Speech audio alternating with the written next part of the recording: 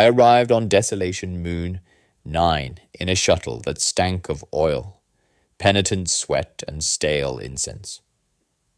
Even before the docking clamps bit, I felt the static of the moon's atmosphere crawling along my aurmetics, a cold prickle like unseen insects.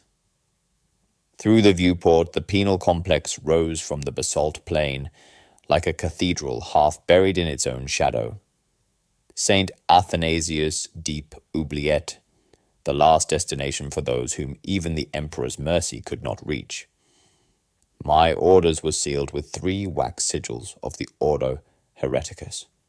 My own name was scratched into the margin of the parchment in a script I didn't recognize. The landing bay doors ground open on hydraulics older than the Imperium itself. Frost bled down the walls in slow, milky rivulets.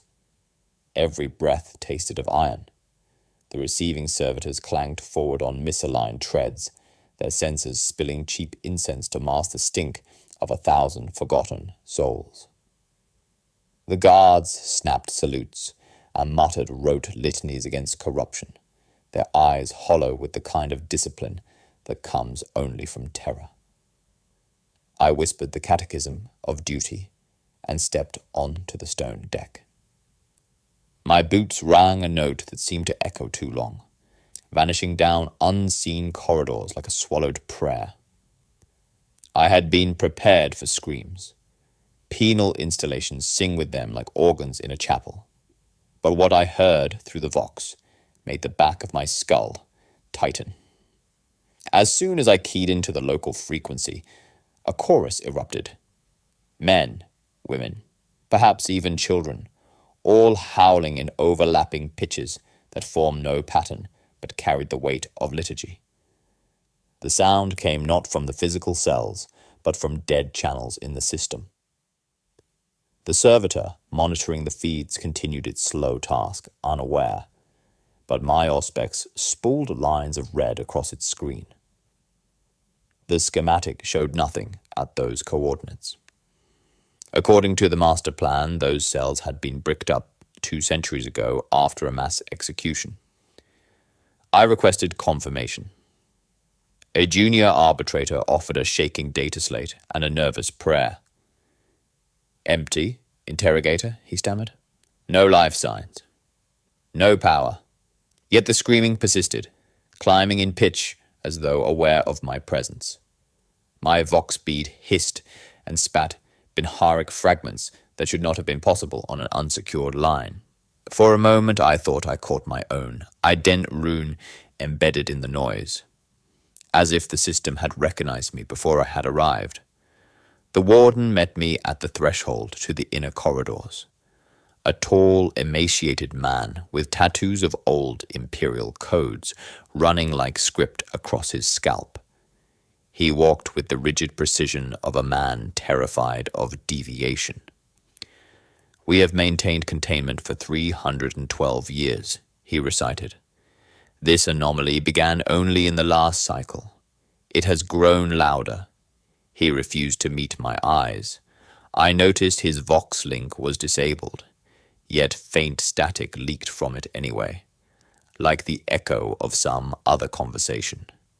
The corridors beyond were not steel but stone, quarried from the moon itself, wet with frost and veined with rivulets of salt. The air hung still but tasted of ashes and burnt incense. Lumen globes flickered under chains of purity seals, their wax runes crumbling like old scabs. Each footstep rang as though I walked inside a giant bell. The prisoners we passed lowered their eyes and muttered prayers, but I felt their words sliding sideways, syllables inverted, as though the very language here had begun to warp. A new transport had arrived behind me. 24 heretics in manacles, their faces covered with black hoods sewn shut. The guards drove them forward with shock mauls, murmuring litanies under their breath. Yet before the doors opened, before the prisoners' boots touched the deck, the screams rose from the vox in a single piercing note that rattled the lumen globes. Even the warden's servitors paused mid-movement, as though waiting for some command that never came. I keyed my own recorder, documenting tone, amplitude, duration. My voice shook despite training. Interrogator Varnek, Ordo Hereticus.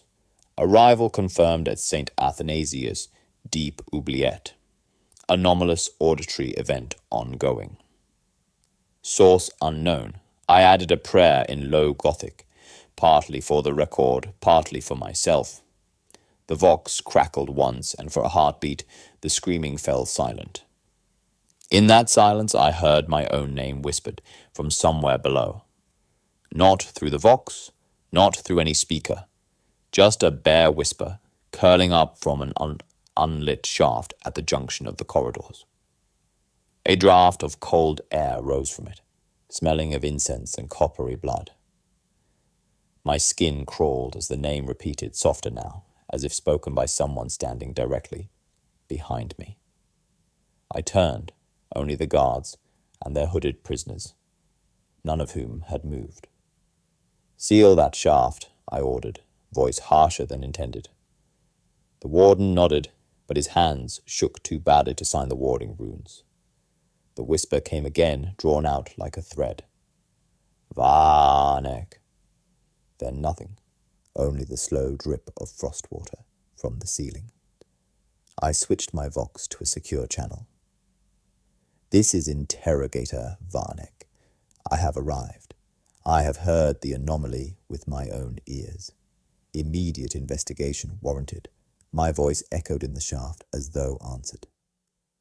A faint, mocking repeat of my own words.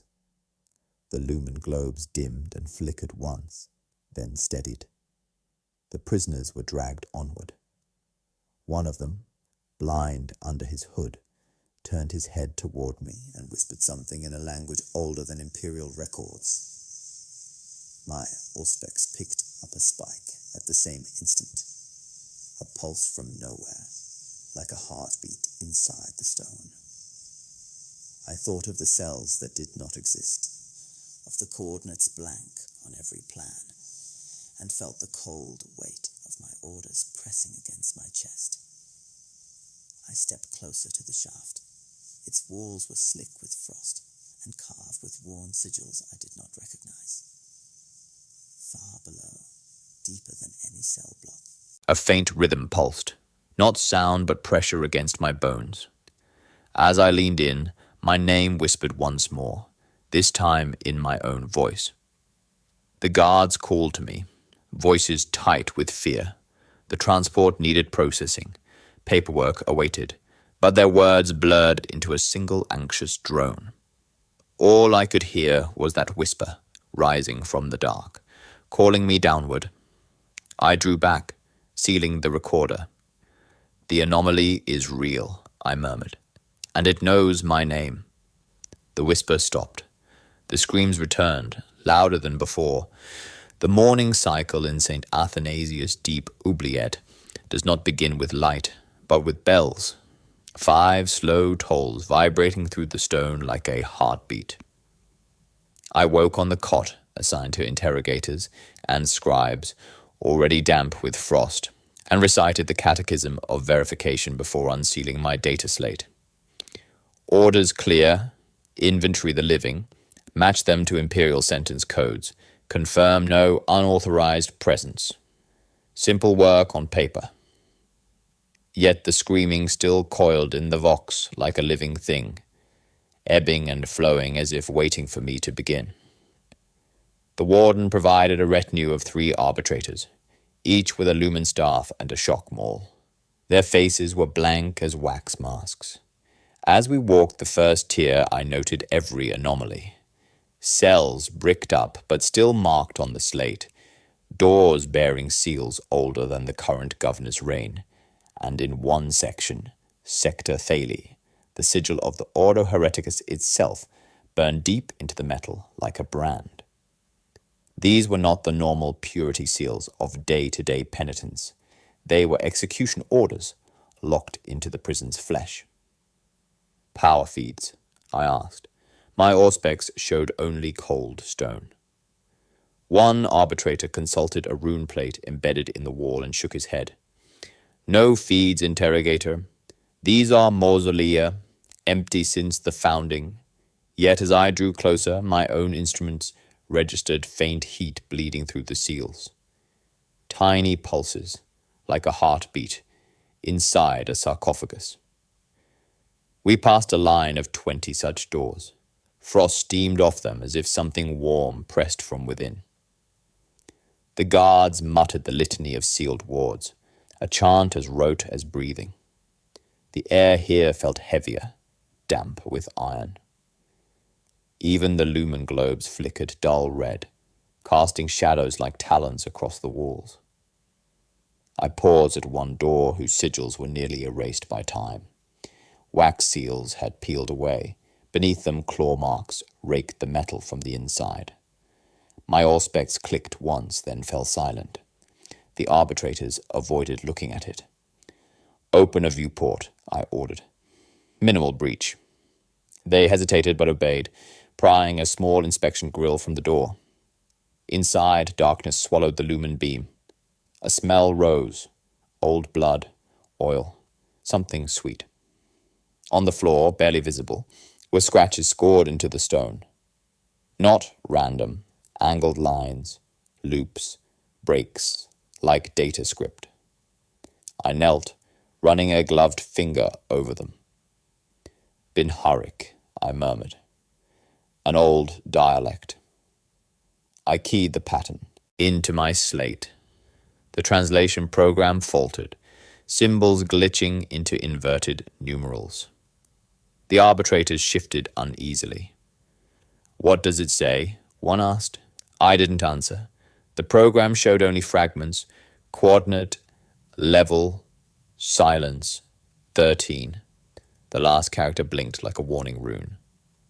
I ordered a full auspex scan. Nothing registered.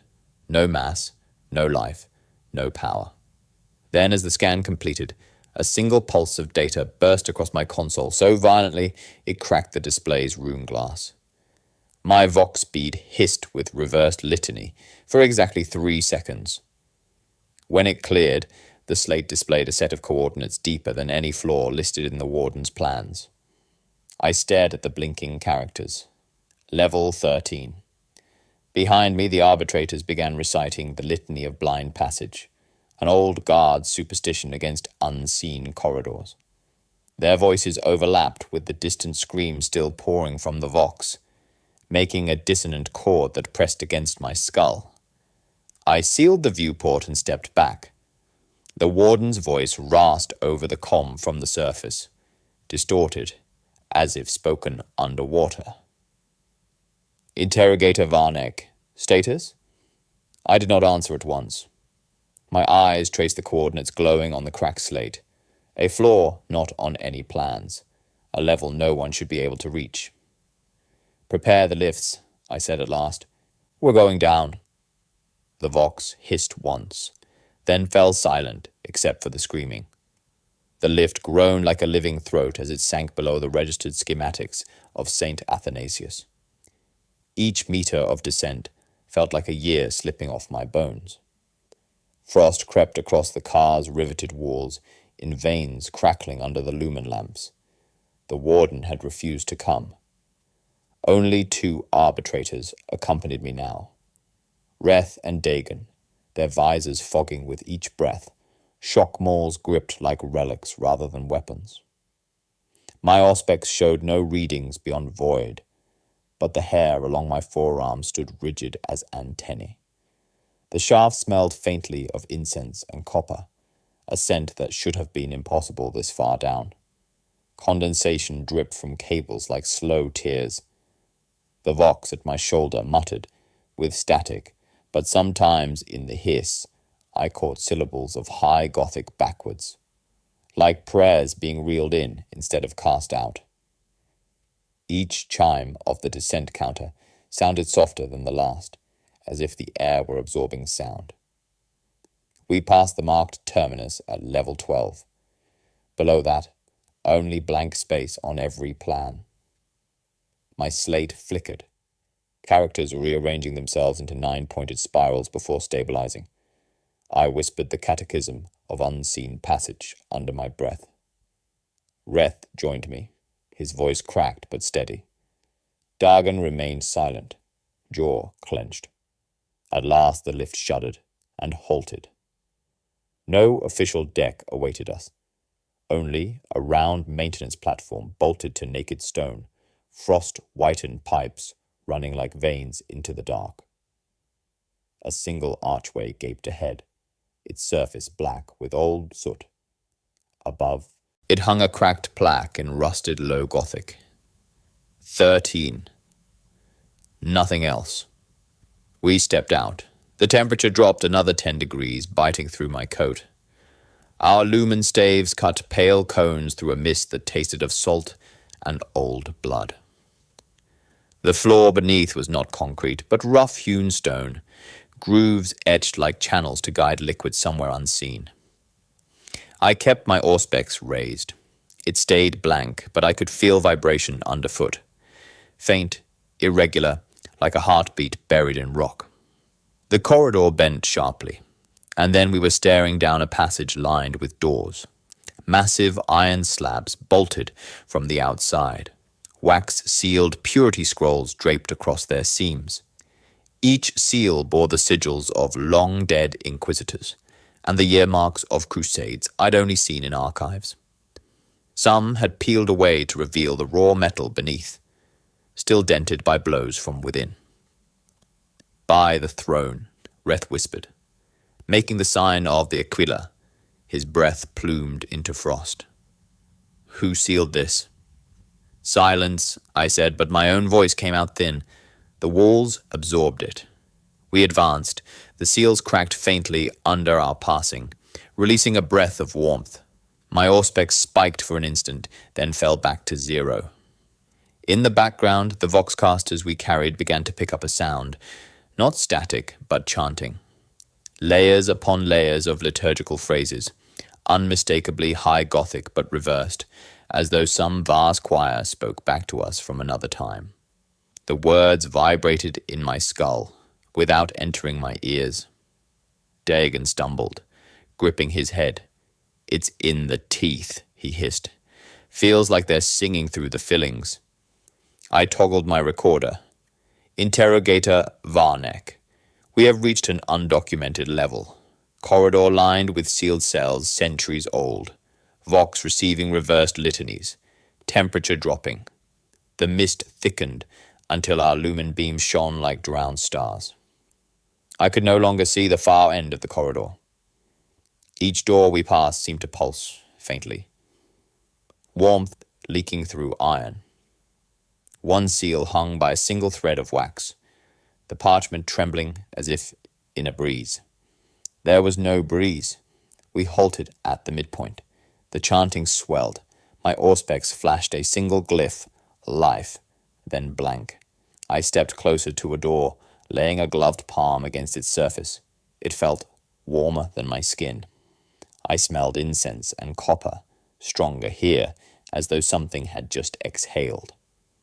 Reth's Vox unit screeched with sudden feedback. Through it, a voice spoke a phrase in high Gothic. Played forward, it would have been a blessing. Reversed, it sounded like a curse. He dropped the unit, clutching his ears. The sound did not stop. It came now from everywhere. The walls, the floor, the breath between heartbeats. The temperature plunged so sharply frost formed on our lashes. The lumen globes along the ceiling popped one by one, plunging stretches of corridor into darkness. In that darkness, the seals on the doors began to smoke, curling up like parchment on a brazier. My auspex convulsed with unreadable symbols. Dagon whispered a prayer, but the words came out reversed, echoing back at him. "Hold your ground," I said. My voice trembled, but held. "Do not open anything." But it was not our hands opening them. With a hiss like warm breath in winter, the first door's bolts slid back by themselves. Wax dripped molten red down the seams. the purity seals curled and blackened, falling to the floor. One by one, further down the corridor, other bolts began to slide, other seals to burn. Each hiss released a puff of warm air that smelled of incense and copper, rising into the freezing mist. We raised our weapons, but there was nothing to aim at yet. Only the sound of reversed chanting growing louder, the corridor flexing like a throat about to speak. I stepped back, recorder still running. My auspex screaming, null data. The final image before the lumen failed was of every door along level 13, shifting, bolts unlatching, and the seals peeling away, as though some vast hand had passed down the corridor. Then the warm air hit us like a single exhalation, and all the doors opened at once. The doors of level 13 yawned open like wounds in the stone, breathing that same faint warmth which smelled of incense and copper. My lumen beam cut through the mist and stopped on a single cell directly ahead. Its interior was bare, but for ancient shackles bolted to the floor. Shackles worn smooth by centuries of struggling flesh. They trembled faintly, not from movement, but from some invisible pressure in the air. I stepped inside first, auspex raised. The temperature was paradoxical, air cold enough to frost my breath, but a sensation of heat on my skin, as if standing near a furnace. In the center of the cell, a distortion quivered, not light, not shadow, but something between, a pulse of air like a heat shimmer over stone, bending the lumen into ripples. My auspex emitted a sickly chime and displayed a string of symbols I had never seen. Mass. Negative. Reth swore under his breath and backed into the corridor. Dargan lifted his picked feet unit and began to record. Documenting anomaly, I said aloud, voice tight. Cell restraints occupied by absence. Visual distortion present. Auspex registers negative mass. The picked feed's display wavered, colors bleeding to gray. For a moment, the distortion coalesced into a hooded figure, mouth wide in a silent scream, robes billowing as though underwater. Dargan hissed and almost dropped the unit. The image flickered again, nothing but empty shackles. The feed timestamp rolled backwards for a few seconds, then forwards. A cold wind pressed against our faces, though no door had opened. I moved to the far corner, where the stone floor was slick with condensation. Something small glinted there, half buried in frost, a mask of beaten brass with a vox grill at the mouth, and etched script curling like veins across its surface. It was heavier than it looked, yet my auspex read nothing at all. No mass, no heat, no presence, only an echo. Relic, Reth asked, voice unsteady. Confiscated, I answered.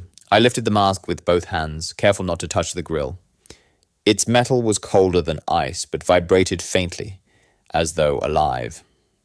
Along the edge, I could read fragments of reversed High Gothic, syllables matching the chants still seeping through the voxcasters above us. As I slid the mask into a sealed reliquary bag, the shimmer in the cell pulsed once, stronger. The picked feed showed the hooded figure again, but this time its head turned toward us. Its mouth moved in a voiceless litany. My ears filled with a low, droning hum, though no sound existed. The auspex display blank to a single glyph, open parenthesis, close parenthesis. Dargan staggered, clutching his stomach. Interrogator. Something's... He didn't finish. The mask in my hands began to vibrate harder, the etched script glowing a dull red. From the vox overhead, the reverse chant slowed to a crawl, syllables stretching until each sounded like a tolling bell. My heart rate spiked. I felt the pulse in my teeth. Step back, I ordered. My voice came out doubled, like a distorted echo. Reth dragged Dargan into the corridor. I sealed the cell door, but the warmth didn't abate. It pressed against my back like a living breath. Inside the reliquary bag, the Mars hummed a perfect counterpoint to the reversed litany. I recognized the pattern. 9 tones spiraling, the same sequence hidden in the Binharic claw marks from the last chapter. It wasn't random noise. It was an instruction. My slate flickered with an unsolicited translation. Finish the choir. Dargan convulsed, knees buckling. Black ichor welled from his eyes like tears of oil. He screamed once, a soundless expulsion of air, and collapsed against the corridor wall. Reth raised his shock maul, but there was nothing to strike. The picked feed showed only static now, but within the static a shape moved, hooded, head tilted, lips still moving. I dropped to one knee beside Dagon, trying to pry open his clenched hands. His pulse hammered like a drumbeat under my fingers, but his eyes rolled back, black fluid staining his teeth. Behind us the cell's shackles rattled, though nothing occupied them. The warmth in the air thickened until it felt like liquid. My vox bead spat one last burst of reversed high Gothic, words I almost understood but couldn't translate fast enough. I sealed the reliquary, muttered the canticle of binding, and pulled Dagon upright. We're leaving this level, I told Reth. My own voice sounded far away. Now. But even as I spoke, the mask inside the bag vibrated again, humming louder than before, the tone locking perfectly to the chants above, as if joining a choir we could not see. Then in the humming, I heard a new sound. A single intake of breath. Not reverse this time, but forward, forming the first syllable of my name. Dargan went limp. The black ichor from his eyes dripped to the stone and ran into the grooves like ink tracing a sigil. The lights flickered. The Auspex displayed one word before it died. Anchor.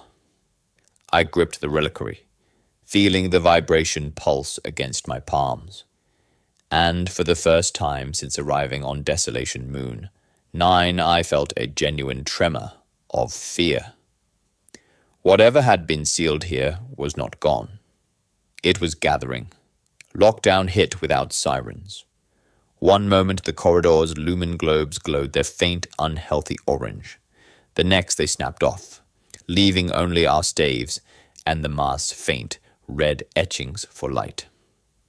My vox bead spat a burst of Binharic static, and then a flat machine voice. Containment protocol. Telemetry red. All blast doors sealed in sequence above us, the sound a slow thunder rolling downward. We were entombed. I keyed my recorder by instinct. Interrogator Varnek, Ordo Hereticus. Telemetry red engaged. Level 13 sealed. Status of upper decks unknown. My own words sounded small inside the stone throat of the Oubliette. Dagon lay at my feet, unconscious, his eyes still leaking black ichor that steamed in the cold. Reth stood a few paces off, maul raised, glancing from door to door as though something might step out at any moment. Comms flickered in and out. Through bursts of static I caught fragments, the warden shouting evacuation orders, servitors chanting failure litanies, the rumble of riot from the prisoner tiers. Power was bleeding away like lifeblood, and every time the vox reconnected, the voices seemed further off, as if I were listening down a long tunnel. The walls themselves had changed. Frost thickened on the stone until it looked like pale skin. Drops of condensation ran down the purity seals, tracing words in reverse. I felt a faint vibration through my boots, a rhythm not mechanical, too irregular for machinery. It set the cables overhead, trembling like strings plucked by invisible fingers. Each pluck released a dull chime somewhere deeper in the dark. I crouched beside Dagon. His blood had pooled across the stone, and now ran outward in thin threads, curling into a shape without guidance. I blinked, thinking it a trick of light, but no, the threads met and crossed, 9 arms spiraling from a center point, a geometry forbidden in every catechism. The grooves of the floor seemed to accept the blood, drawing it downward. For an instant, I swore the spiral was not flat, but recessed, as though the stone had become liquid and was swallowing it. "Reth," I said quietly. "Back away." He obeyed, muttering a prayer. I extended a probe from my auspex to sample the fluid. The readout came up blank. No human markers, no machine oil, nothing. Negative presence, as with the shimmer in the cell. Yet the blood lay there plainly enough, dark and glistening, still warm under my glove. I forced my voice steady for the log. Anomalous reaction. Arbitrator's blood forming non-Euclidean. Spiral. Possible warp resonance. Floor appears to absorb. Saying it out loud anchored me. It also made the air feel thicker. Above, a cable snapped like a bowstring. A cold mist poured from the ceiling vents, settling on our shoulders like ash. The mask inside its reliquary bag vibrated once, twice, then held a steady hum that matched the plucking of the cables. Its vox grill flexed minutely, like lips shaping an unspoken word. I almost dropped it. Comms flared again. A servitor's voice recited casualty numbers in a flat tone, then broke into reversed high Gothic and cut off. I switched channels. Nothing but hiss. For a heartbeat, I thought I heard my own breathing duplicated on the line, slower than my real breath. Reth stepped closer, eyes darting. "Interrogator, we're alone down here." "Yes," I said.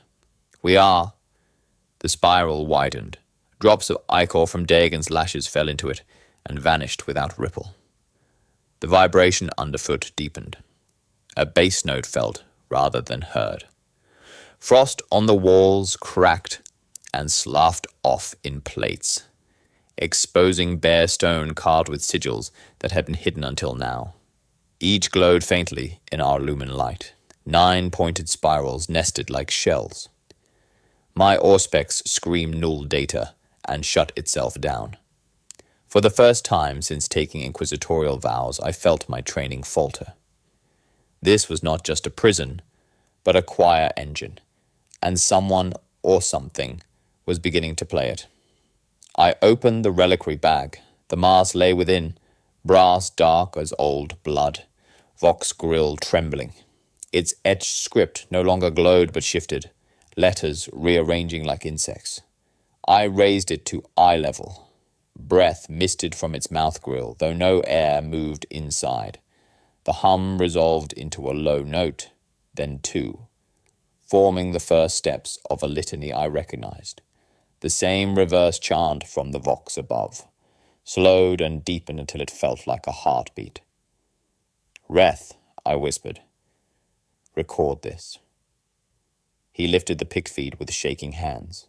Through its lens, the mask appeared not inert, but worn by a figure behind me, hooded, screaming silently just as in the cell. He made a strangled noise and lowered the feed. To the naked eye, there was nothing but the mask. The vibration became a pulse. The doors down the corridor trembled on their hinges. Frost fell like powdered bone. My vox crackled one last time, and a voice, not the warden's, not mine, spoke a single syllable in forward high Gothic.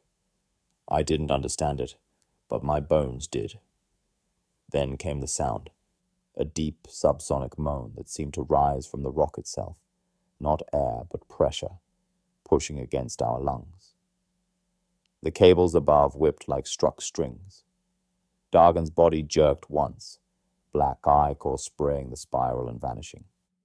The mass vox grill flexed again, this time unmistakably shaping words. I clutched it, heart hammering. For an instant, I thought I heard my name begin to form. We retreated from the spiral, dragging Dagon's limp body into a side corridor where the walls narrowed and the frost thinned. Reth sealed the blast door with a manual crank, though we both knew nothing down here respected seals anymore. My auspex lay dead. The mask in its reliquary still vibrated softly, a low pulse like a heartbeat held in a fist. I forced myself to think in the old interrogator pattern. Facts, not fear. We were cut off. Communications are intermittent. Telemetry red in effect. No route to the surface unless the main lifts rebooted. That left only the maintenance passages spiderwebbing beneath level 13. My slate's mapping subroutine, an ancient Mechanicus program installed on every inquisitorial data slate, blinked to life of its own accord. A thin arrow appeared, pointing deeper into the dark. Not down, Reth muttered. His knuckles whitened on the maul. The machine wants us down. I need information, I said. Without it, we're blind.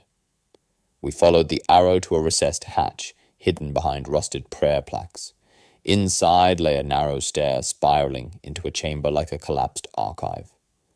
Cogitator stacks tilted at odd angles, their runes dead. Cables hanging like viscera. Frost and dust coated everything. In the center, a single subnode still flickered, its interface a cracked slate of green light beneath a crust of incense ash. I knelt, brushing away the ash fingers, leaving clean streaks on the glass. The machine whispered Bin Harik under its breath, a sullen mutter like a half-remembered prayer. I offered the canticle of access and keyed my inquisitorial sigil. The screen brightened, runes flowing upward like bubbles. Interrogator access recognized. Subnode. Athanasius Deep Archive. Restricted warning. Records expunged from Imperial mainframe.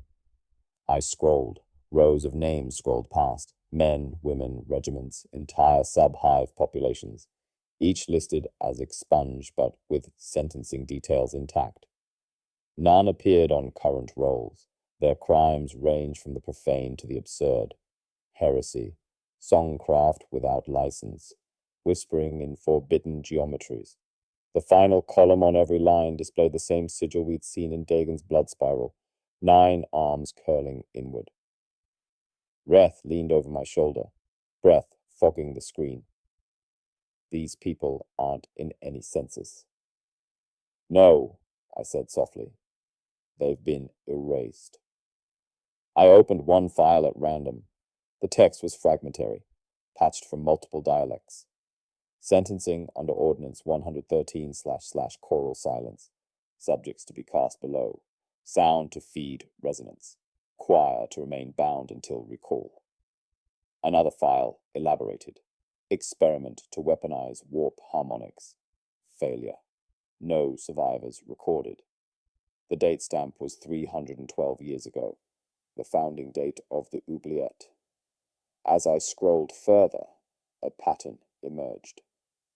Each group condemned here had been selected not for the same crime, but for the same trait. Voices, training in chant, liturgical rhythm. Choirs of criminals, priests, even children, all thrown into the silence below. My mouth dried as I realized the screams on the Vox were not ghosts but a mechanism, a living resonance engine built from their unending voices. I began to dictate for the log. Interrogator Varnek. Ordo Hereticus. Accessed subnode archive. Evidence of mass ritual sentencing, centuries old. Prisoners erased from record, repurposed into choir. Warp resonance weaponized. Sigil matches spiral observed on level 13. Possible active mechanism persisting. My own voice sounded hollow against the walls, as if spoken into an empty bell. The subnode flickered. New text appeared unbidden. Containment fracture. 73%. Then a low chime rolled through the room. Dargan stirred faintly, a moan escaping his cracked lips. The mask's hum deepened, matching the chime. I scrolled to the final entry. It was not a prisoner record, but an instruction. If breach occurs, initiate descent. Anchor required. Choir must be completed.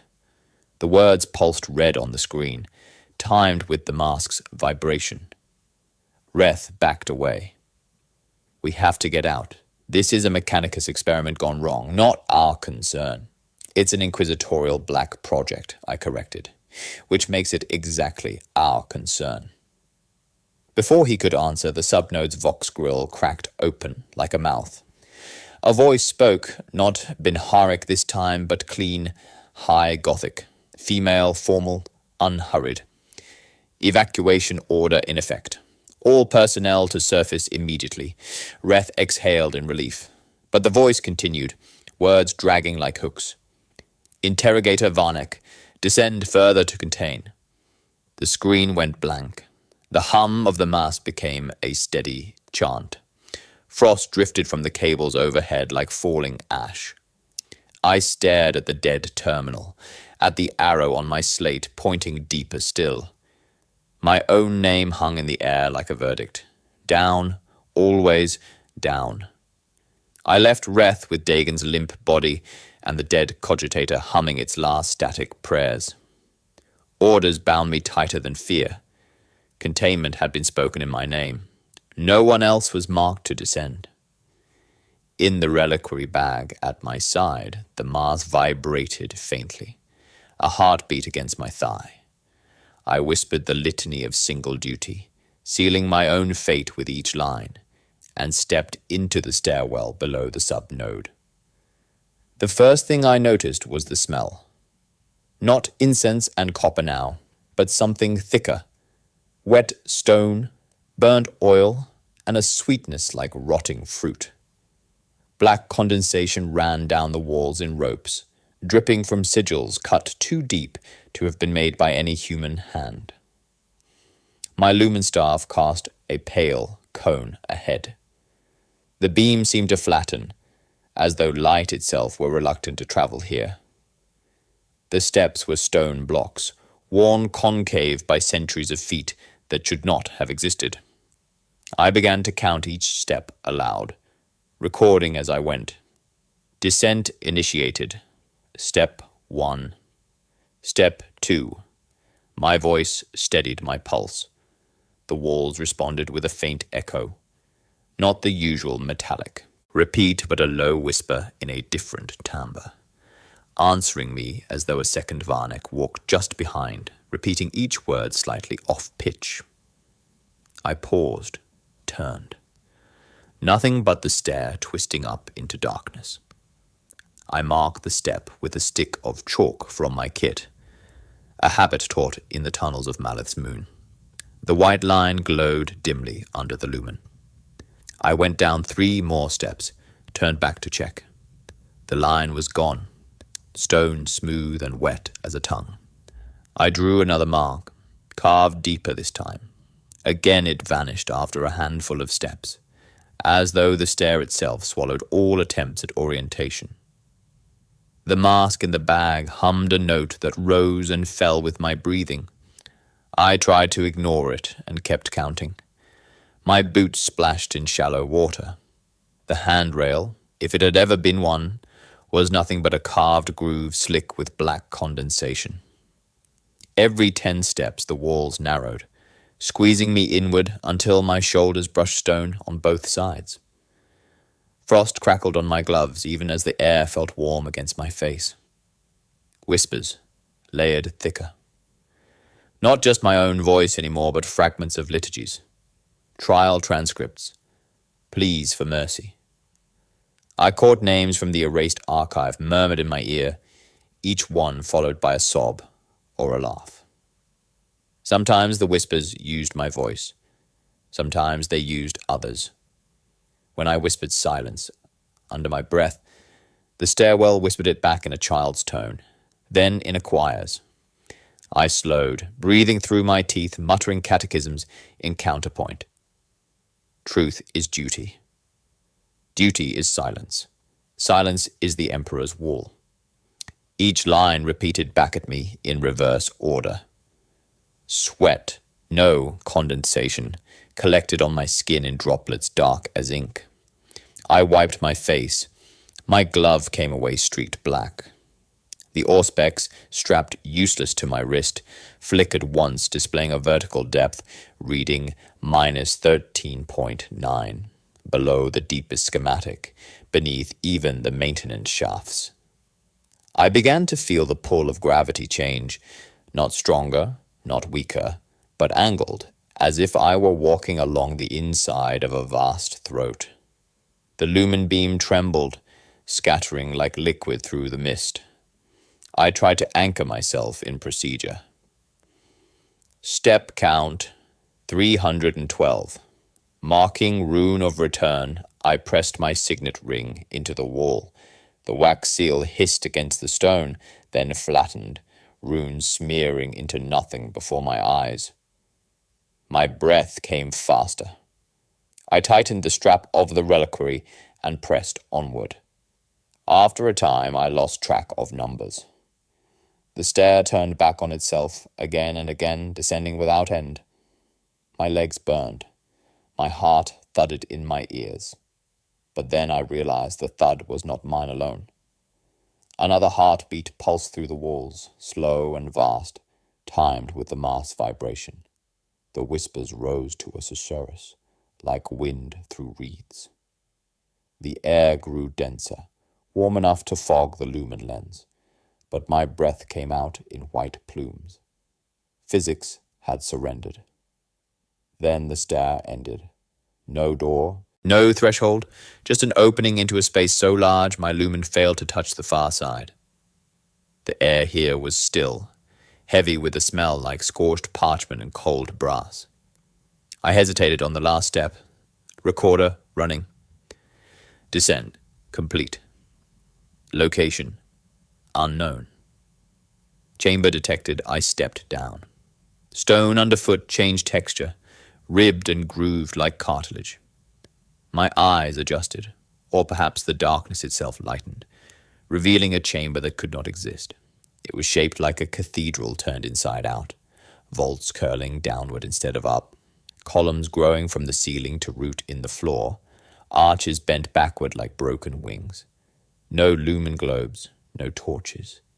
Yet the surfaces glimmered faintly, as though lit from within by veins of pale light. Movement shimmered in the walls.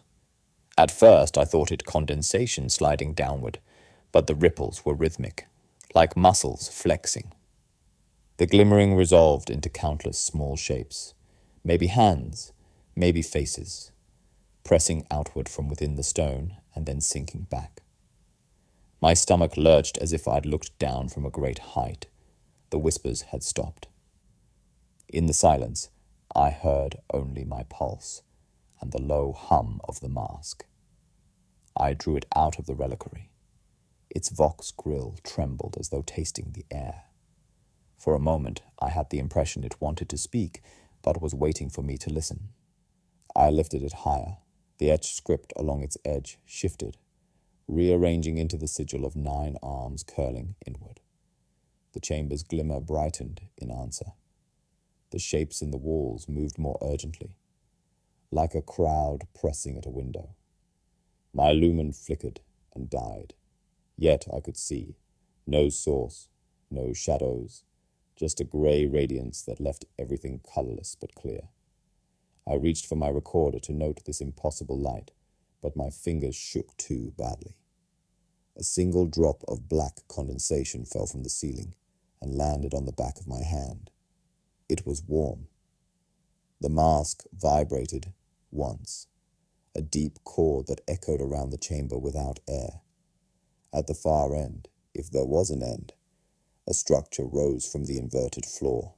Not an altar, but its negative, a hollow dais spiraling downward. The movement in the walls converged toward it, like veins into a heart. The sight rooted me to the spot. I whispered into the recorder, though my voice sounded like a stranger's. Chamber located. Cathedral inverted. Walls alive. Then everything went still. Even my breath seemed to pause. In that pause, at the base of the chamber, something glimmered. A movement not like the walls, but apart from them, beckoning.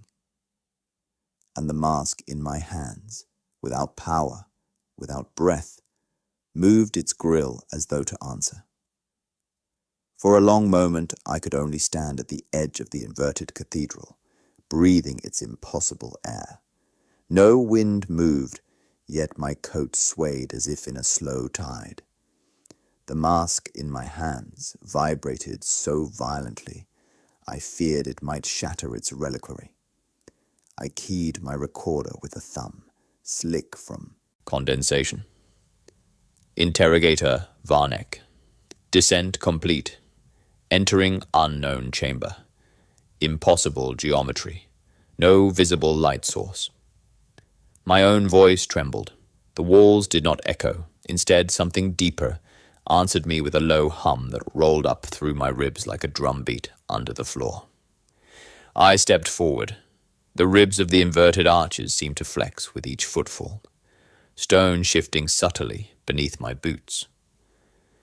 The smell was no longer copper and incense, but a sour metallic sweetness that clung to the tongue. Each breath carried a vibration, a sub-bass throb that made my pulse stutter to its rhythm. I realized with a jolt that my heartbeat was falling into time with the sound, like a soldier marching to a hidden drum. My lumen staff flickered and steadied, revealing the walls more clearly. They were not smooth stone at all, but a mosaic of bodies, half-formed and half-fused, skin and rock braided together, as if sculpted mid-scream. Faces jutted from the surface like fossils in shale, some twisted with agony, some serene in prayer. Their mouths opened and closed without breath, producing a chorus of reverse chants that filled the chamber, not with noise, but with pressure. The words brushed against the inside of my skull, rather than my ears. I took another step, raising the recorder again. Observation. Organic forms fused with structure. Numerous, possibly living, producing reversed liturgical phonemes. The words steadied me, yet my hands shook. Then I recognized a face, a petty heretic from the archive condemned for crafting illegal hymns. Eyes closed now, lips moving backward through his own verses. Next to him, a woman in the uniform of the 112th Penal Legion, cheeks hollow, jaw merged into the wall. Beyond her, a child's face no bigger than my palm, mouth opening and closing soundlessly. The realization struck me like a blow. The erased prisoners of St. Athanasius had not been destroyed. They had been built into this place. The mask rattled violently, a deep thrumming chord. Its etched script shifted again, words forming and unforming like a pulse.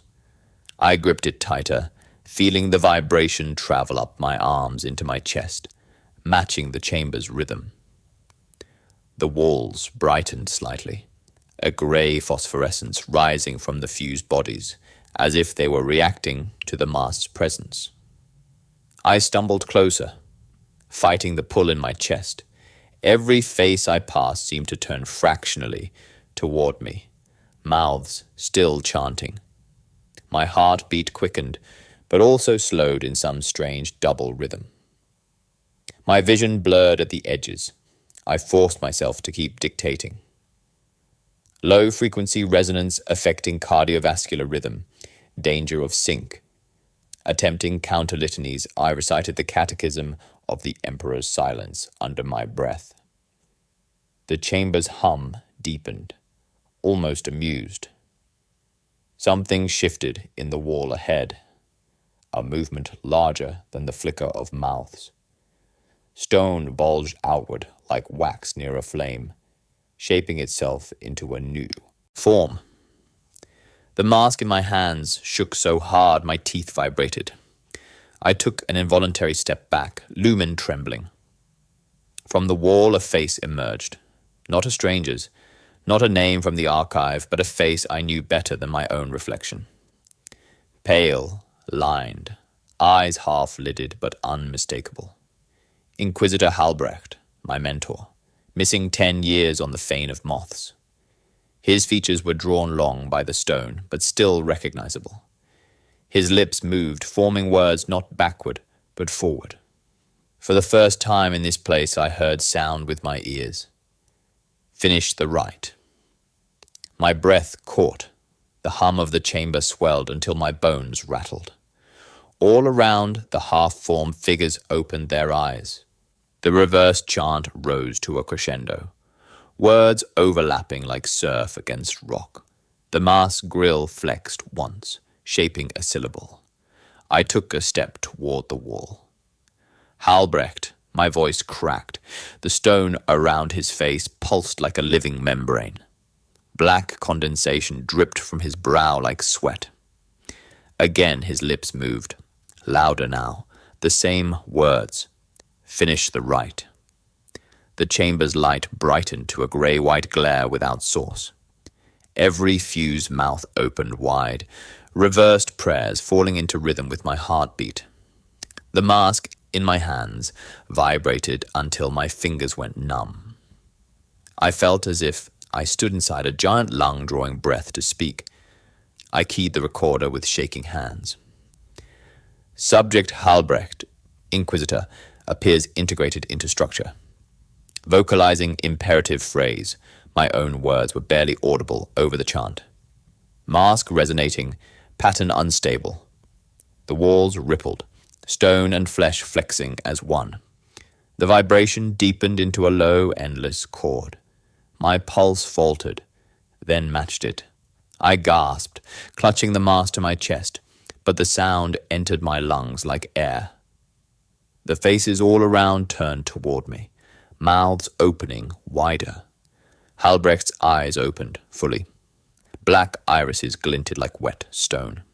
His mouth moved again, but now the words formed inside my head, as well as in the air. Finish the rite. And then everything stilled. The chant, the hum, even my heartbeat, for a single breathless instant, as if the entire chamber were holding itself ready for an answer. I forced myself to step closer to the wall, where Halbrecht's face protruded. The stone around him pulsed, as though it were soft tissue, each beat timed with the low chord that had begun to resonate inside my chest. My recorder shook in my hand. Interrogator Varnek. Continuing investigation. Subject Halbrecht appears integrated but conscious. Chamber exhibiting organ-like motion. Black condensation ran down his cheeks like sweat. His eyes rolled toward me, irises glittering like polished stone. His mouth moved again, this time only in my head. Finish the rite. I swallowed against a throat gone dry. What rite?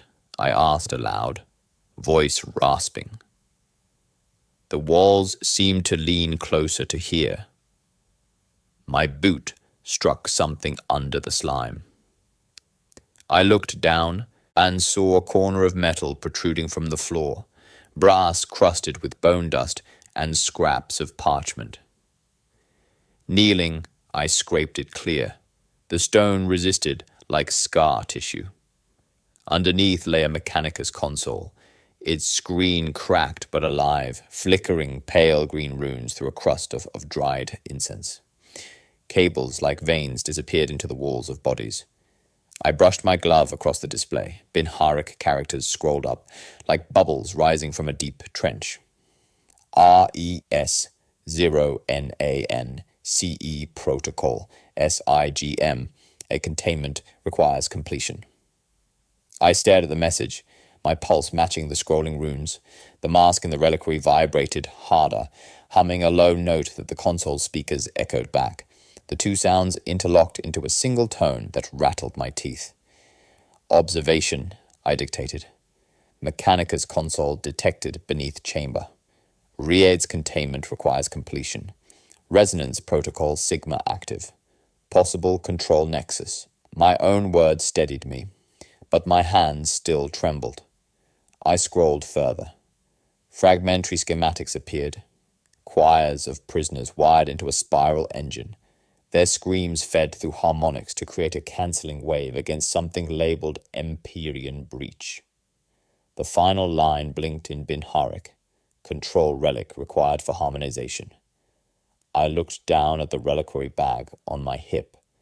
The mass vibrations matched the chamber exactly. Now. It was not a relic of worship. It was a key. A conductor's baton for a choir of the damned.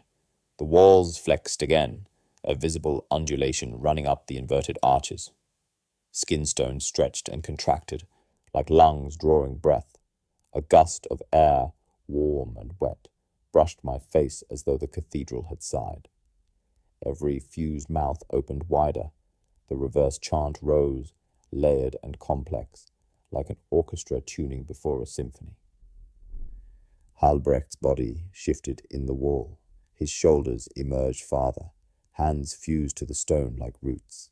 His lips moved, and this time sound came out, a whisper so faint it trembled the hairs of my ear rather than my drum.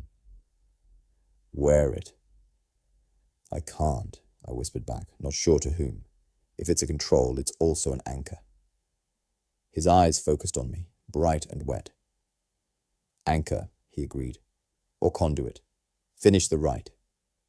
The console pulsed with light, runes flickering faster, Binharic spilling across the display. My auspex, long dead, flickered back to life on my wrist, displaying a depth reading and a word, synchronize. The mask in the bag rattled as though struggling to escape. The vibration inside my chest grew painful. I could feel not just the chamber's hum, but individual notes, cries, fragments of prayers threading through my veins. My heartbeat staggered. I clutched the reliquary and realized the only way to stop the resonance from tearing us all apart was to complete it. I reached for the bag. My gloves squeaked against the metal as I drew the mask out. It was heavier now, as though filled with fluid. Its Grille flexed like lips shaping a word I could almost hear. The etched script around its edge glowed red, characters sliding like insects to form the 9-armed sigil. Varnek. Halbrecht's voice again, inside my head now, not through my ears. They're waiting. You're already part of the chord. The walls flexed once more, a full inhalation, and every mouth in the chamber spoke my name in reverse syllables.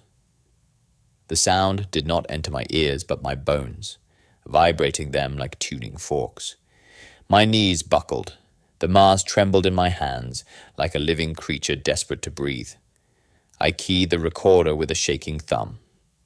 Interrogator Varnek. Mechanicus console confirms mask as control relic.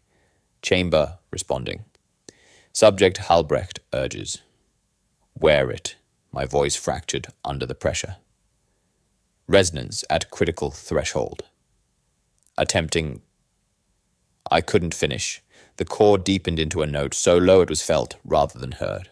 The console flashed a final Binharic command. Harmonize or breach. My teeth ached. The skin of my face buzzed. I thought of the erased names scrolling up the archive, of their endless screaming fed into silence, of the sigil spiraling inward. I lifted the mask to my face. Its metal was cold but slick, like skin. The grill pressed against my mouth, sealing without straps. The vibration shot down my throat into my lungs, a shock like drowning in sound. My vision blurred white. The reverse chants cut off for a heartbeat, then returned inside my skull. Every prisoner's last thought flooded me at once. Cries of terror, prayers for mercy, songs they'd written, curses spat in defiance. All layered, hundreds, thousands, overlapping into a single endless chord. It was not noise but a map, each note a point in a geometry far older than the Imperium. My heartbeat vanished, replaced by theirs. My breath synchronized with the chamber's lung flex. I staggered, but could not tear the mask away. Halbrecht's voice joined the chorus, whispering from everywhere at once. Now you hear them. Now finish the right sound became substance. The instant the mask sealed over my face, the cathedral dissolved and reformed as a cascade of memories that were not mine. Thousands of eyes, thousands of mouths, thousands of final breaths unfolded inside my skull like pages in a burning book. Executions seen from the prisoner's knees, pleas whispered under the roar of flame, litanies muttered as knives descended, children singing backwards hymns in cells of stone. Each fragment lasted no more than a heartbeat, yet the hum that bound them together never stopped, a single low note vibrating through marrow and thought alike. I tried to speak a log entry, but the words came out in two voices, my own and another, reversed and deeper. The sound shivered the air. The walls of the chamber flexed like lungs exhaling. The reversed chant all around faltered, then resumed in a different rhythm, aligning to the pitch in my throat. The mask was not only feeding me their thoughts, it was feeding my thoughts back into them. I forced myself to focus on procedure. Interrogator Varnek, I murmured into the recorder, though the device now floated in my vision as an after-image instead of in my hand. Mask interface active, experiencing kaleidoscope of condemned memories, attempting control of resonance. My words came out doubled again. The mask responded with a vibration that made my teeth ache. The walls shuddered, then stilled. For a moment, silence. Stone skin surfaces smoothed, mouths closing, eyes sinking back. The inverted arches straightened by fractions of a degree, like a building drawing a deeper breath. I felt the vibration pass through me and into them, a feedback loop. The chamber's light dimmed to a soft grey, outlines clearer, as if reality itself had tightened its weave. My heartbeat returned, but it was slower, heavier, timed with the pulse of the mask. Then my voice began to slip. Without my consent, it joined the reverse chant, syllables rising from my throat in high Gothic turned inside out. I clamped my jaw shut. The sound continued anyway, vibrating in my skull like a third heartbeat. The choir responded, their silent mouths opening and closing to my rhythm. The mask's etched script rearranged again, scrolling across my vision. Harmonization 47%. Above me, through the mask's faint Auspex overlay, I saw ghost images of the prison's upper levels. Doors bursting open in synchrony with the pulses down here. Guards and servitors fleeing. Prisoners spilling from cells like ants from a nest. Static-ridden comms crackled across my inner ear. The warden's voice, then screams, then reversed litanies, spreading like fire. The choir's resonance had climbed upward, infecting the entire oubliette. I tried to pull back, but the mask clung tighter, grafting itself to my skin. Its vox grill flexed against my lips like a second mouth. Images flared, ritual circles etched in blood, mechanicus priests tuning instruments made of bone. A spiral map of this moon from orbit with a single point of red at its heart. The hum under it all grew louder, not just in sound, but in color, in pressure, in taste. I could taste copper and cold incense on my tongue. Smell the burned sweet odor of warp energy. Feel a heat like a sun behind my eyes. The console's voice rose over the din. Through the flickering Binharic display, words began to form in high Gothic, bright green against the cracked screen. Containment 68%. Anchor required. The letters pulsed in time with my heartbeat. The mass hum rose an octave, and the walls convulsed like lungs coughing. Stone ribs bowed inward. The choir's faces turned as one toward me, mouths moving faster, reverse syllables merging into a single long word I could not understand, but somehow recognized as my name stripped of meaning. I forced air into my lungs. And spoke, though my voice came out layered in 3 tones now, attempting full control. Harmonization nearing threshold. Physical chamber responding. My hands moved in latanic gestures without command from my mind, shaping the air as though conducting a choir. Each gesture caused a corresponding shift in the walls. Mouths closing, arches straightening, vibrations lessening. For a heartbeat, I thought I was winning. Then the mask whispered back, a sound inside my head alone, not reversed but clear. Not control, conduit. A shock ran through me. The chamber's hum deepened, shaking loose flakes of black condensation from the ceiling. My knees buckled. Above, the comms burst with fresh chaos. Gunfire, servitors shrieking binary, prisoners chanting in time with the resonance. The riot had become a ritual. The console flickered, brighter. New text scrolled, each word a hammer blow. One life must anchor the scream.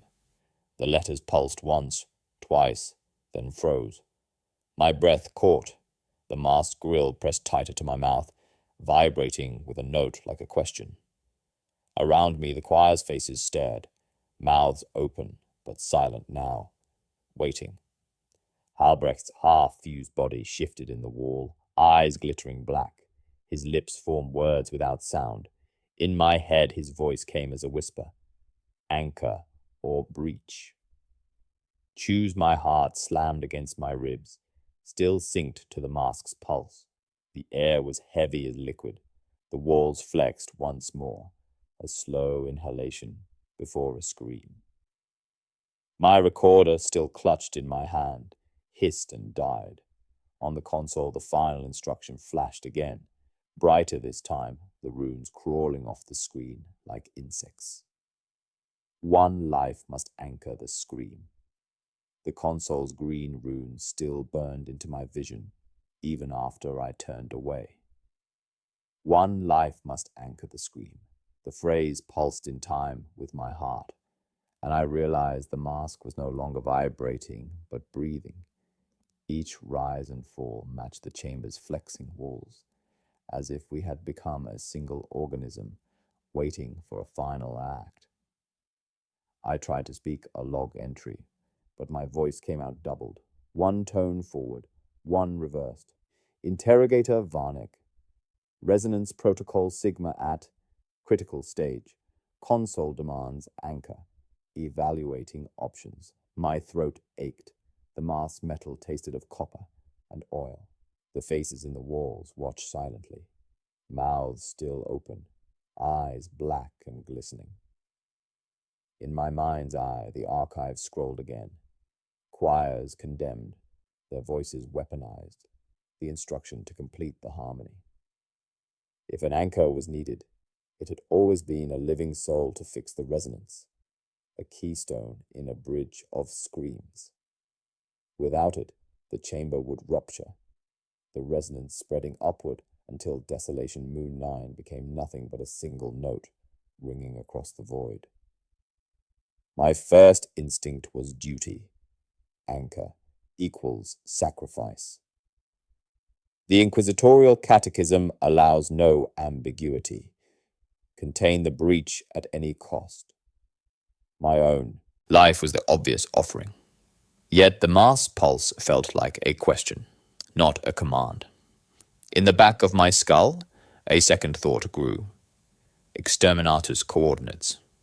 A single transmission to the fleet above, and this moon would become glass. No choir, no anchor, no risk of spread. I keyed my vox speed with a shaking hand. Static answered. Then a burst of distorted comms. The warden's voice leaked through like a cry in a storm. Interrogator, guidance, containment failing, doors above opening, prisoners gone. Then reverse syllables drowned him out. Another voice whispered my name. The line went dead. I lowered my hand. If the choir had already risen into the prison proper, the loss of life was incalculable. The only chance left lay here in this inverted cathedral. I walked toward the console, boots slapping wet stone. Black condensation dripped from the ceiling, warm as blood. The mask shifted on my face, Vox grill flexing like lips shaping words. Anchor, it whispered. Not in sound, but as a vibration through my jaw. Anchor. I will, I said aloud, though my voice fractured. If it saves them. I reached for the console to enter the coordinates for Exterminatus, fingers hovering over the cracked keys. But as soon as I touched them, a surge of images ripped through me. Faces of prisoners above vanishing into thin air, guards screaming as their own words turned backward, doors swinging open without hands. Not death, but absorption. The choir was expanding, drawing in everything. The walls flexed again, deeper, an inhalation preparing for a scream. My heart stumbled, then steadied on the chamber's pulse.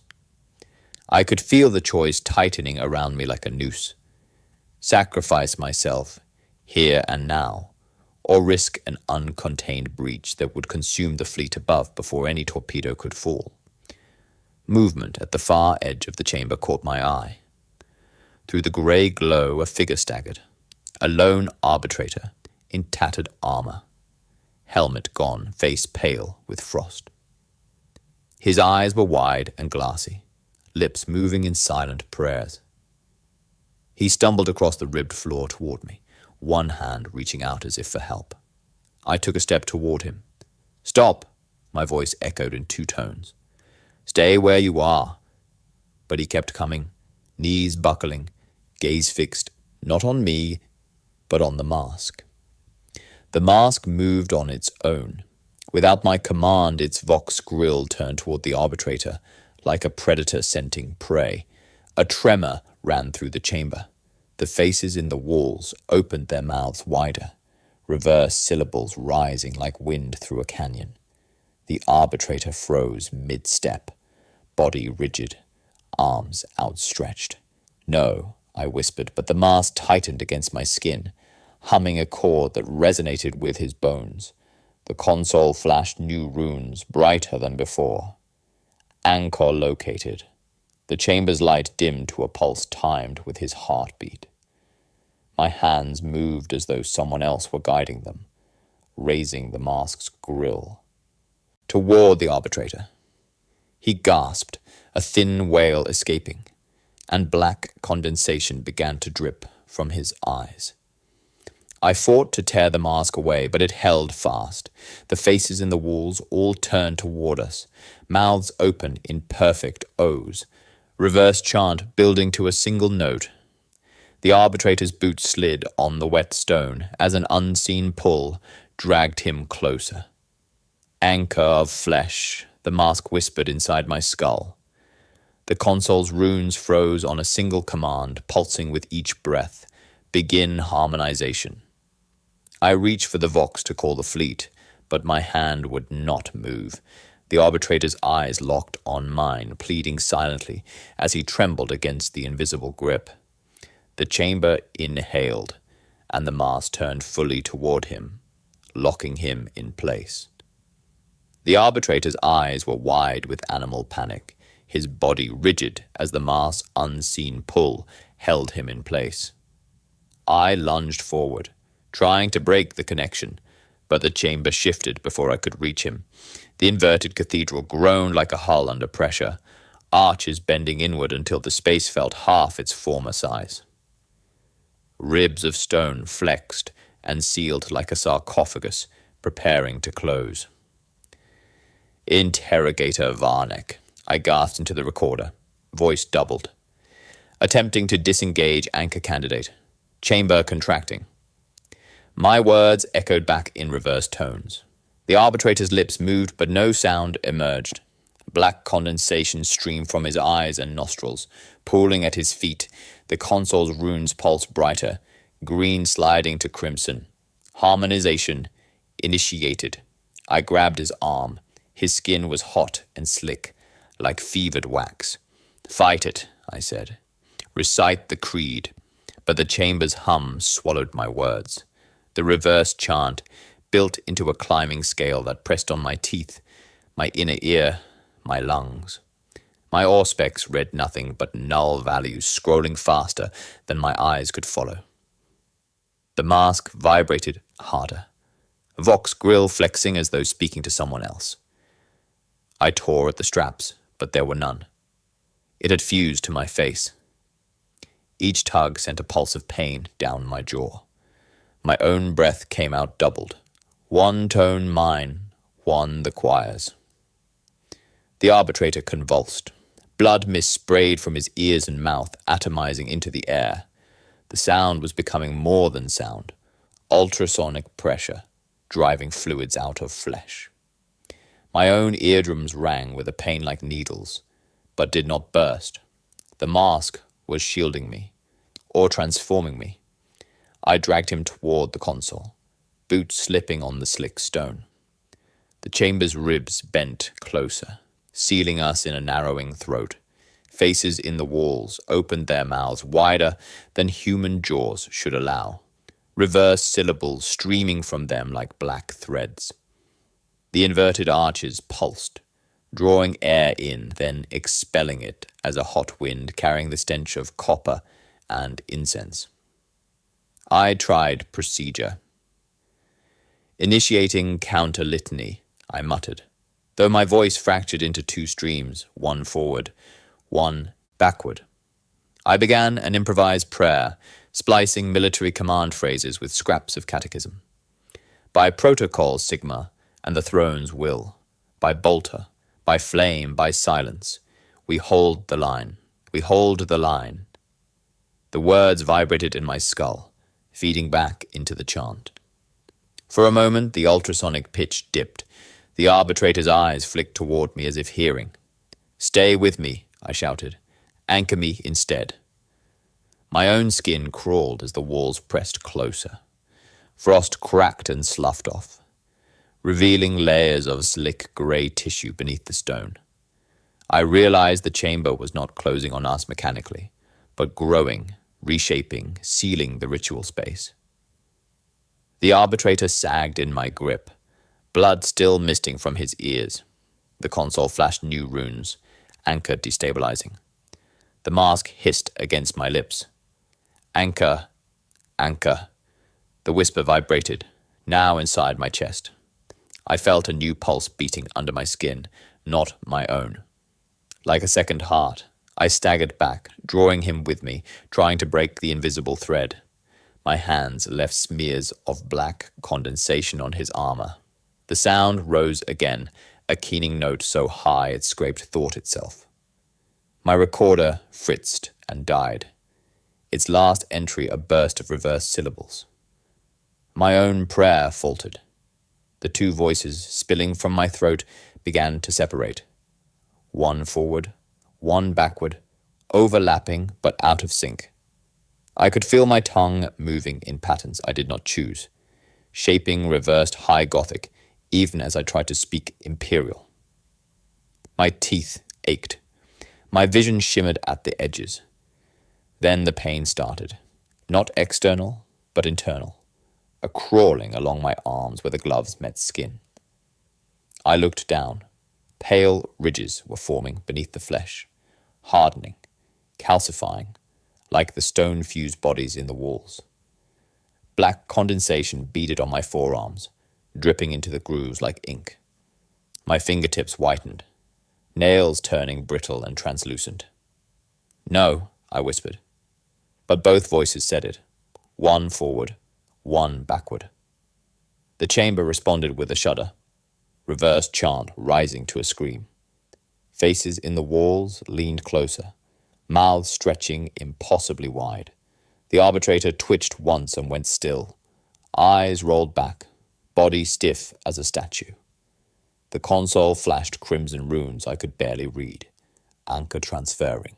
The mask grill flexed one last time, shaping a syllable that trembled my bones.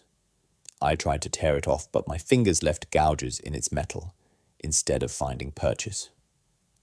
My breath came out as two overlapping streams, one icy, one hot. My skin hardened further, spreading up my arms to my neck, a slow merger of flesh and stone. The ultrasonic pitch peaked. Blood misted from the arbitrator's nose in a fine spray that hung in the hot wind like incense smoke. The chamber's ribs closed another meter, arches locking above us like clasped hands. The inverted cathedral had become a sarcophagus, sealing its contents for the final note. I dropped to my knees, clutching my head. The two voices spilling from my mouth had begun to chant different things. One a prayer of the Emperor's silence, the other a wobbling litany in reversed Binharic I did not know, but somehow understood. My heartbeat split as well, two rhythms alternating, syncopated with the chamber's pulse. Faces in the walls watched, mouths working soundlessly now. The console's runes froze on a single pulsing word, binding. I looked down at my hands. The skin there was no longer skin, but pale stone veined with black, fingers tipped in tiny sigils. When I tried to flex them, the movement echoed in the walls like 100 other hands moving. My voice cracked, splitting into two tones entirely, one forward, one backward, each speaking its own phrase. The chamber inhaled, preparing to exhale, and I realized with a cold clarity that the binding had begun with me. Stone veined with black had crept up my arms, across my shoulders, into the base of my neck. Each breath rasped through a throat that no longer felt entirely mine. The mask grill pressed tight against my mouth, its vibrations synced to my doubled heartbeat. My eyes burned, seeing two layers of reality at once. The inverted cathedral in its grey glow, and something vast and crimson flickering behind it, like a shadow cast across eternity. I tried to speak for the recorder, but only one of my voices obeyed, a hollow whisper. Interrogator Varnick. Partial fusion. Resonance peak. Continuing. The other voice spoke reversed high Gothic without pause, feeding it back into the chamber. The faces in the walls watched, mouths shut now, waiting. Then vision struck like a hammer blow. Not a memory this time, but an opening. A corridor of sound stretching out from the chamber into the warp. I saw, not with eyes, but with vibration.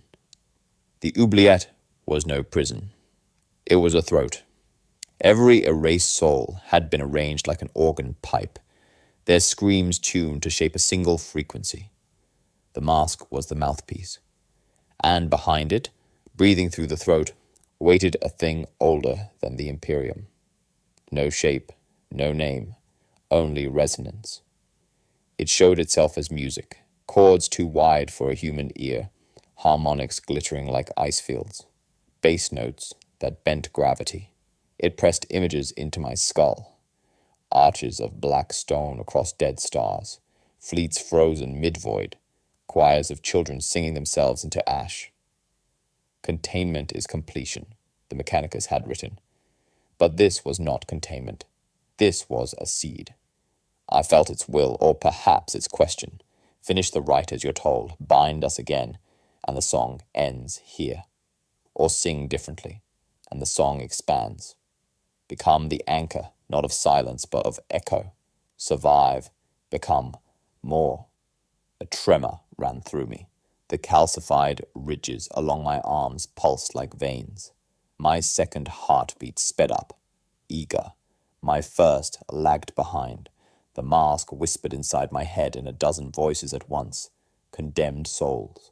Halbrecht. My own reversed. Speech. Forming a question that was also an invitation.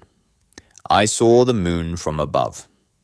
Through the mast's inner overlay, the stone roof dissolved, revealing Desolation Moon's jagged surface and the void beyond. Distant silhouettes of the fleet hung like candle flames against black. Imperial Navy, Mechanicus support vessels, one inquisitorial bark with my seal still burning in its codes.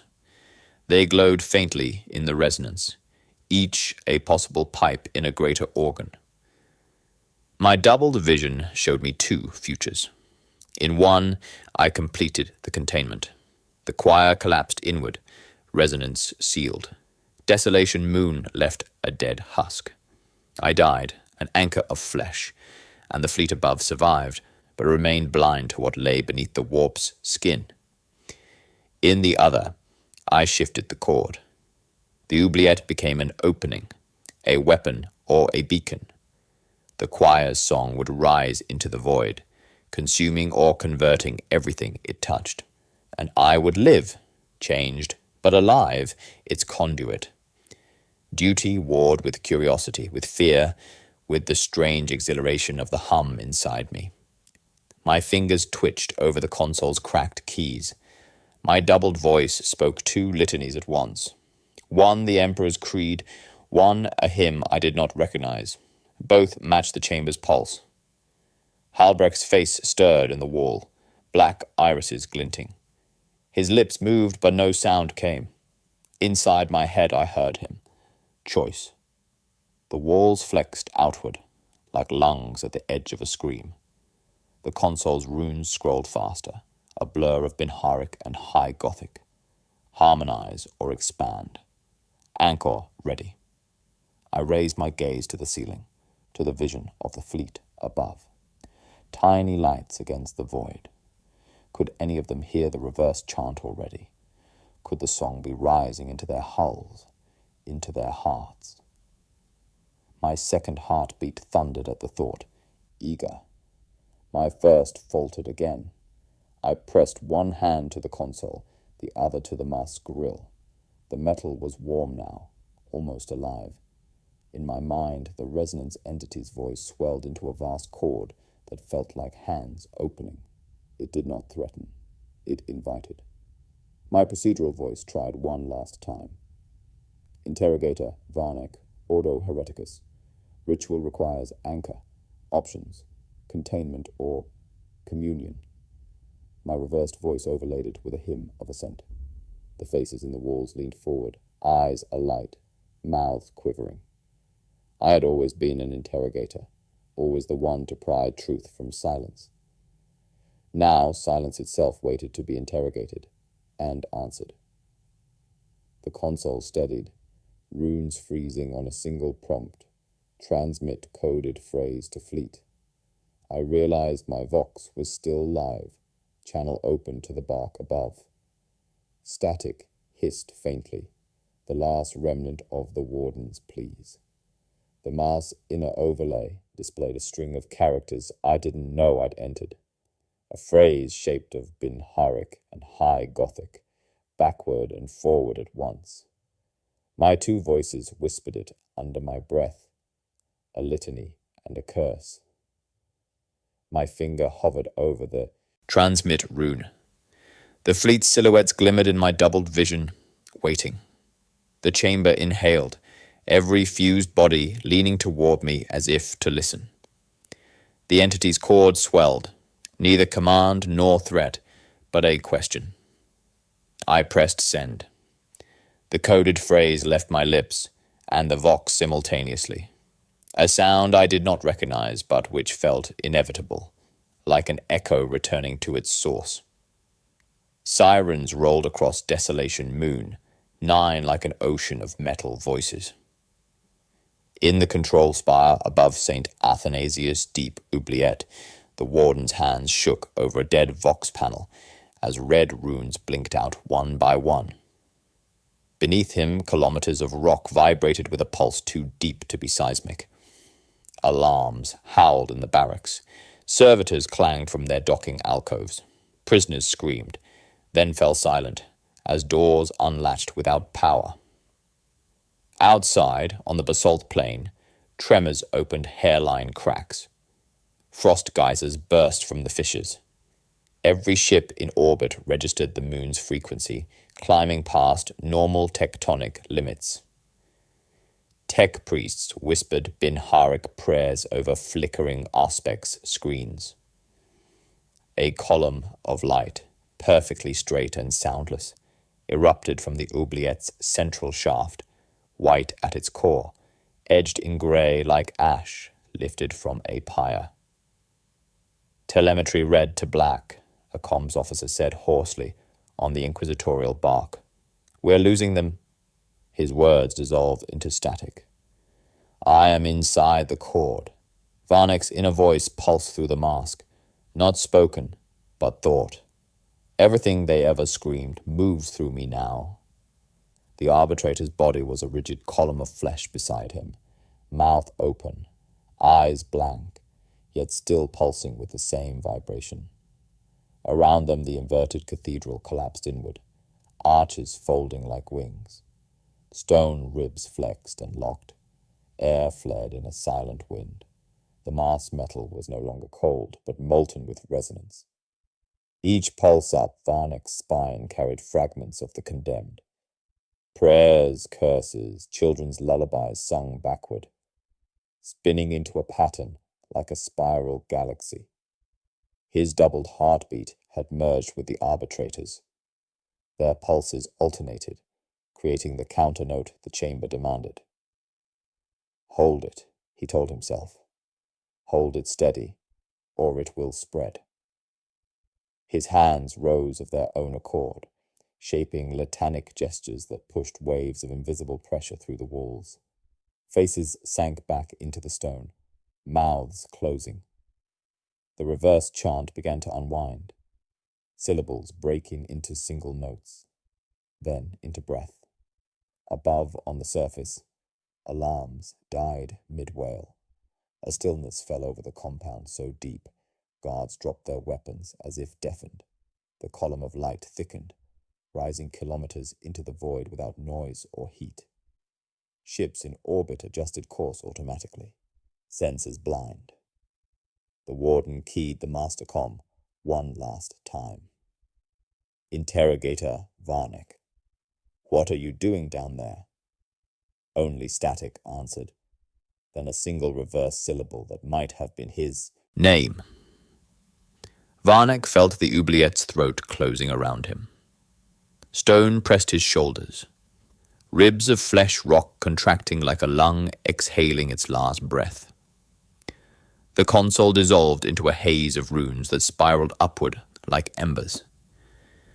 He could no longer tell where his voice ended, and the choir began. When he tried to pray, the sound came out as a low, endless note that vibrated the chamber into stillness. The arbitrator's eyes rolled back, black tears streaming. Varnek pressed both palms to the mask's grill, channeling the resonance through their linked bodies. Images flashed, desolation moon seen from orbit, the fleet's silhouettes trembling like candle flames. Halbrecht's face whispering anchor, the Mechanicus' first experiment centuries ago, the moment each prisoner had been sealed in silence. All of it converged into a single point between his palms. This is the final scream, the mask whispered inside him. Bind it, or breathe it into the stars. The inverted cathedral folded tighter, arches knitting like scar tissue. Air fled. A silence deeper than vacuum descended. Stone faces dissolved into ash. Varnek's body burned with pressure, yet he held the pattern. The arbitrator's chest rose once, then locked. Together they became the keystone in the collapsing spiral. On the surface, personnel stared as the column of light imploded without sound. The Oubliette's towers crumbled inward like paper sucked into a drain. Dust rose but made no noise. A hush spread across the basalt plain, swallowing shouts, alarms, even the wind. Vox channels went dead one by one. For a heartbeat, every instrument, every heart, every thought paused. Varnek's vision narrowed to a tunnel. Containment achieved, he tried to say, but only vibration came. The mask fused to his skin, ridges creeping across his face. His heart slowed to a single heavy beat, matching the chamber's pulse. Around him, everything inverted, a flash of grey light, then darkness, like the underside of a wave. Silence sucked everything down. Above, the column of light vanished. The oubliette was gone, a smooth crater of glassy stone left in its place. No alarms, no screams, no movement. In the orbiting fleet, tech priests stared at dead runes.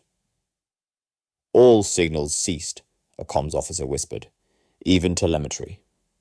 The captain leaned over the Auspex. Is it over? No one answered. The silence deepened until they could hear their own blood in their ears. Then, faint at first, a low thump echoed through the hull like a distant drumbeat.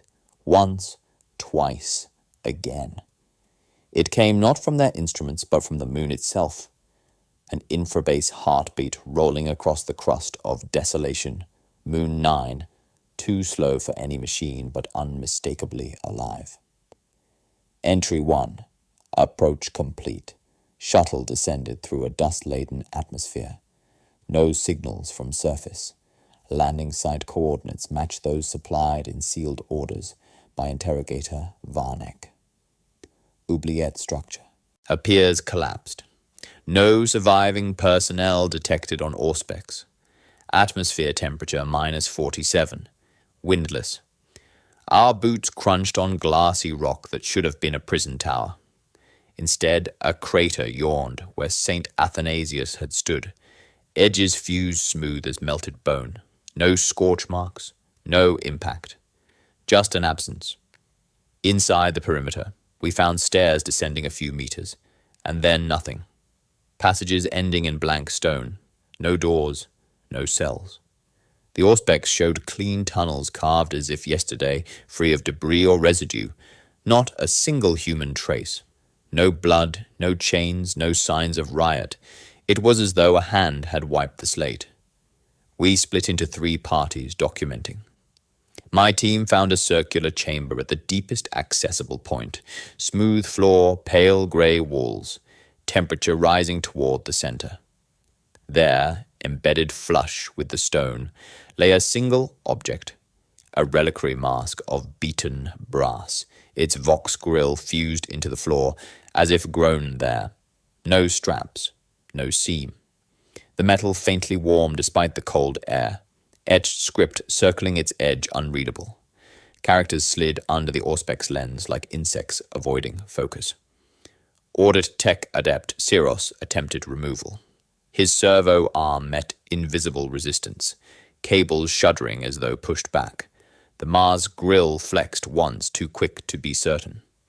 Siros withdrew, fingers shaking. The Auspex registered mass 0 and then blanked. Entry 2. Object classified as Ordo Hereticus Relic. Containment protocol invoked. Site coordinates marked for quarantine. Orders sealed by Inquisitor General herself. Phrase in margin of order, never return. We moved carefully, every step echoing too long. The walls felt like stone, but gave off a faint hum at the edge of hearing.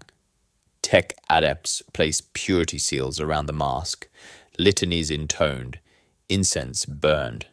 The warmth faded but never vanished. I kept rereading Varnek's final transmission. A single coded phrase, unintelligible, backward and forward at once. Whatever it was, it unlocked this state of containment. Our orders forbid analysis. Only coordinates, only silence. At departure, we sealed the chamber with ferrocrete and sigils. A beacon was left above ground, warning away all vessels.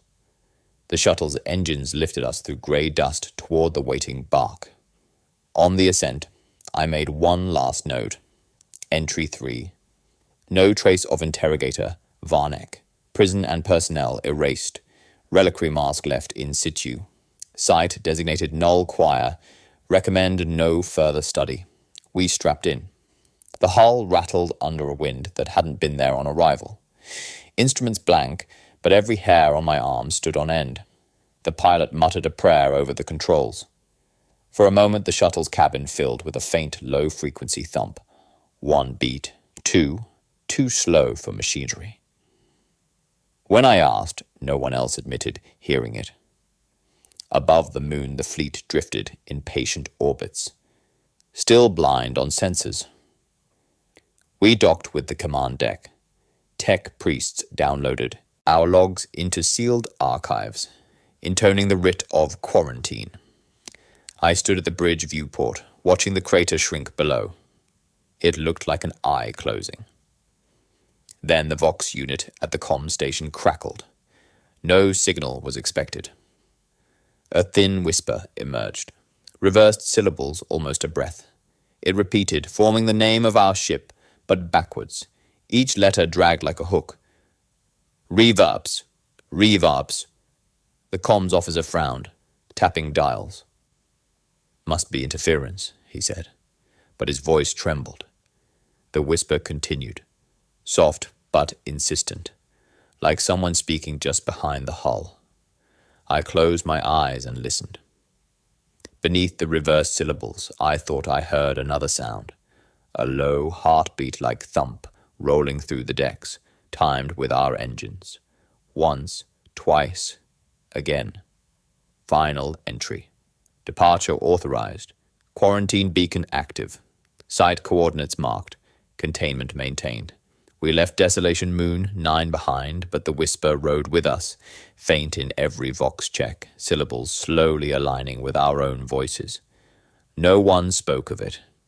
Yet as the stars closed around us and the moon dwindled to ash, I felt the vibration settle under my skin, like a song waiting to be sung.